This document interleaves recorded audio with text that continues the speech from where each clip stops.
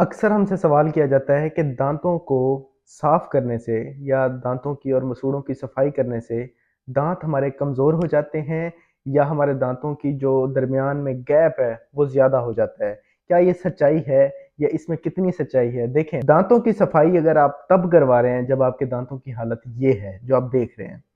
तो इसका मतलब है कि आपके दांतों को सफाई की ज़रूरत आज से 10 से 5 से 10 साल पहले थी, जो आप डिले करते आए हैं, आपने सफाई कराई ही नहीं है। अब आपकी जो सिंपल जिंजिवाइटिस थी या थोड़ा-सा जो कैल्कुलस था, वो अब पेरियोडोंटाइटिस या गम डिज़ीज़ में कन्वर्ट हो चुका है। अब जब हम सफाई करेंगे, तो ये जो पत्थर जो है, जब ये निकालेंगे, तो आपके दांतों के दरमियान गैप लाज़मी आएगा, क्योंकि वो जो गैप जहाँ पे मसूड़ा होना था या हड्डी ने होना था, बोन की सपोर्ट ने होना था दाँत की, वो ख़त्म हो चुकी है। अब उसकी जगह पे पत्थर आ चुका है, जिसको हम हटाएँगे तो गैप भी आ चुका होगा, शायद आपके दाँत हिलेंगे भी सही।